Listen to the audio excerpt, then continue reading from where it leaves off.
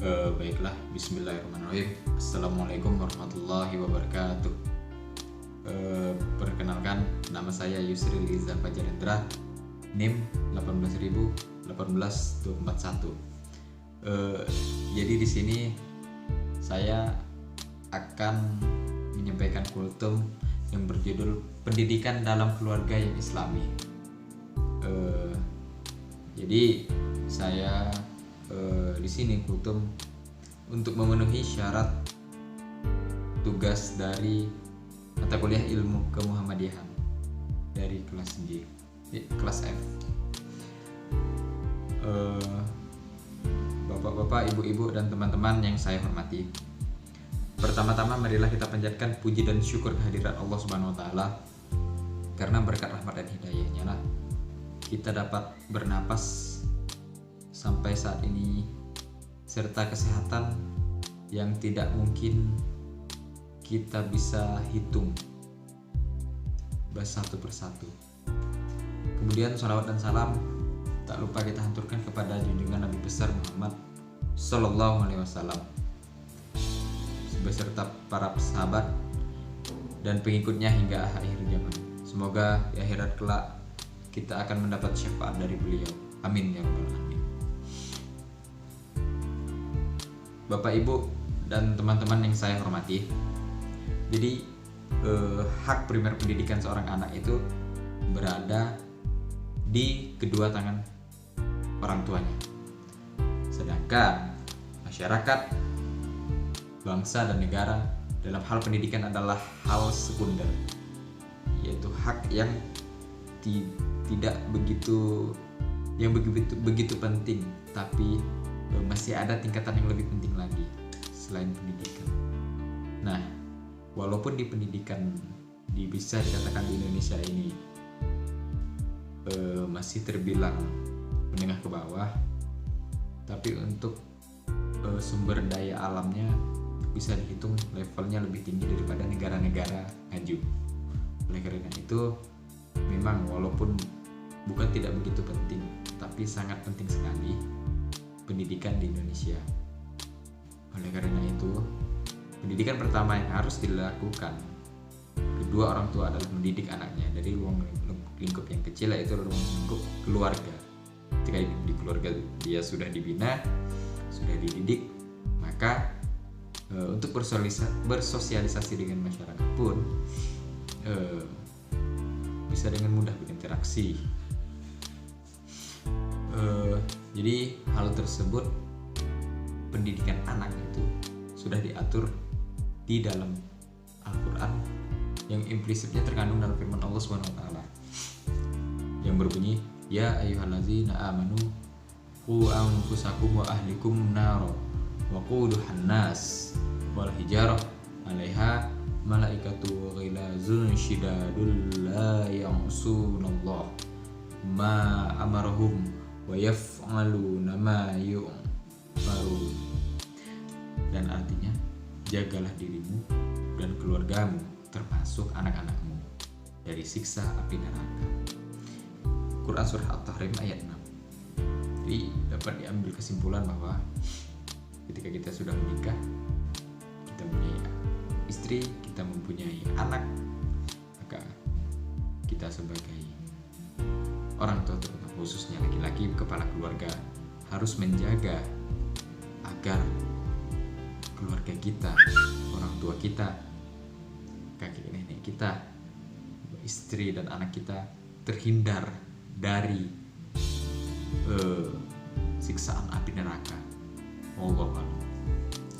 Jadi secara implisit pada ayat tersebut mengandung arti juga bahwa orang tua pada umumnya diberi kemampuan oleh Allah Subhanahu wa taala untuk mendidik anaknya, dan orang tualah yang menjadi faktor utama penentu apakah anak itu lahir fitrah beragama Islamkah, beragama Yahudikah, atau beragama Nasrani, ataupun beragama Majusi. Itu tergantung kepada orang tua. Kemudian sifat pendidikan dalam keluarga adalah informal, tanpa kurikulum, tanpa jadwal pelajaran tertentu, dan tanpa formalitas yang lazim. layaknya pendidikan-pendidikan yang ada di sekolah atau lembaga-lembaga tertentu. Jadi pendidikan ini berlangsung secara permanen. Walaupun ketidakhadiran orang tua, proses pendidikan itu tetap berlanjut. Maka pendidikan formal tersebut terdapat 3 hal yang sangat penting, yaitu yang pertama, suasana lingkungan rumah tangga pada umumnya. Yang kedua, corak hubungan antar anggota keluarga. Yang terakhir adalah khususnya antara orang tua dan anak tadi. Dan yang terakhir, keteladanan kita anggota keluarga. Kemudian 2 hal. Yang pertama, Rasulullah SAW wasiatkan dan bersabda, apabila Allah Subhanahu wa taala menghendaki sesuatu rumah tangga yang baik, maka diberikannya kemungkinan, kecenderungan mempelajari ilmu-ilmu agama Islam. Seperti contoh, yang muda menghormati yang tua, harmonis dalam kehidupan, hemat dan hidup sederhana, menyadari cacat-cacat mereka, dan kemudian melakukan taubat. Apabila Allah Subhanahu wa taala menghendaki sebaliknya, maka ditinggalkannya mereka dalam kesesatan. Hadis riwayat Dailami dari Anas. Pendidikan informal dalam keluarga ini mempunyai arti penting bagi perkembangan seorang anak, mulai dari anak baru lahir yang masih di dalam kandungan pun kita sudah beri asupan berupa kajian, ngaji, makanan, sedikit tausiah, azan, iqomah dan sebagainya. Itu sudah dalam kandungan kita sudah diajarkan. Maka ada pepatah mengatakan, tuntutlah ilmu dari dalam kandungan sampai ke liang lahat pun ilmu itu harus tetap kita tuntut, selama itu tidak menyimpang dari Al-Quran dan As-Sunnah. Jadi selain pendidikan dalam keluarga merupakan batu pertama di masa peka yang sulit untuk terhapus dari pikiran sang anak, pendidikan dalam keluarga juga secara kontinunya terjadi sepanjang waktu. Tidak ada batasan waktu dalam pendidikan seorang anak di dalam rumah tangga. Nah, oleh karena itu,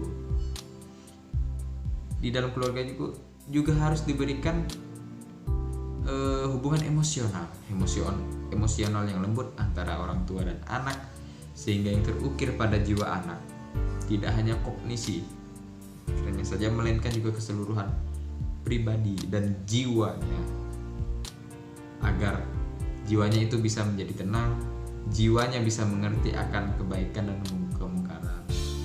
Dan ingat satu hal, dalam Islam itu, terutama dalam Muhammadiyah, kita berlandaskan pada satu ayat Quran surah Ali Imran ayat 104, yaitu beramar ma'ruf nahi munkar.